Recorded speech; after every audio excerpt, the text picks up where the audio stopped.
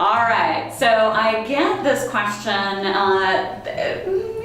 once a month or so from one of our members where they maybe have had their business for a year or two and they're really making some great traction, and they get the phone call or the email of the lure back into corporate, so to speak. And it's obviously it can be a challenging decision to make. You have families to take care of, you have a lot of responsibility in your life, and being an entrepreneur, frankly, is difficult. It is very hard, and I always say it's not for everyone.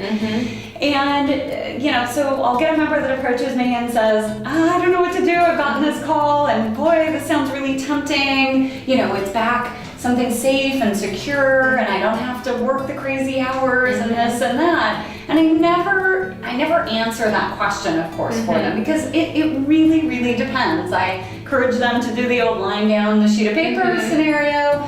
But for me, speaking for myself, what it really comes down to is freedom. I mean, really, at the end of the day, it's freedom to make my own choices, freedom to do what I want when I want, and to step into a role where I can inspire other people. To me, at this point in my life, working in the parameters of somebody else is playing small, and that's not what I'm here to do. So, as a corporate refugee yourself, Skylar. A refugee, I survived.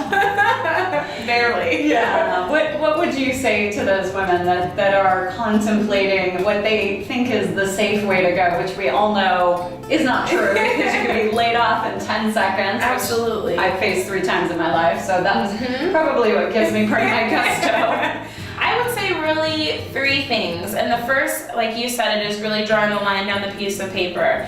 And you have to really determine what were your issues with corporate. Was it the culture? Because that could have just been that company. Or was it, the lack of freedom and their lack of innovation, or, the commute or the pay? Like, really kind of hone down on what were your big issues with corporate and why did you want to leave?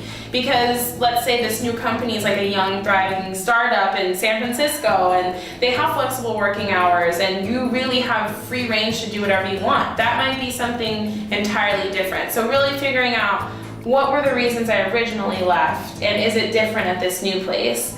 And the second thing I would say is, if you don't want to do it, which I highly suggest you shouldn't, maybe try to change the conversation with them as turn it into a lead.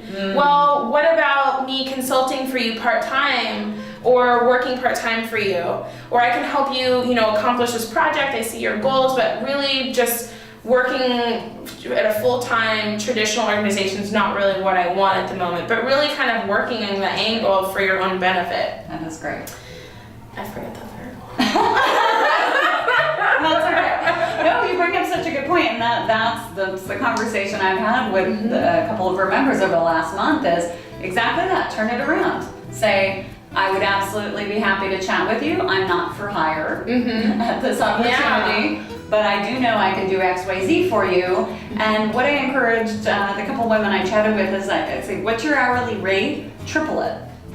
Yeah. Because now you're in a no-lose situation, right? I mean, if your hourly rate's $100 an hour and you tell them, I'd be happy to come on for $300 an hour, and I can give you, quarter time or whatever it is, and they say yes to that because obviously they're seeking you out, they want you, then you have nothing to lose. You put rent, you are in the driver's seat. Exactly. You're in control. And then you get to be the subject matter expert, instead of another resource that gets tapped out and burnt out. And another thing I think that's so great about consulting or turning something part-time is that you get to diversify your options. You're not stuck doing working the same project at the same company. If you're somebody like me that likes shiny object, you get excited by different things. It's nice to see something start, finish, move on to the next. So think about that too. Like, is that really something you want to tie yourself to for, an endless amount of time? Could be, so. Great point. Yeah. Something to think about next time you're lured back into the corporate den, as we call it. Think about your options. Yeah.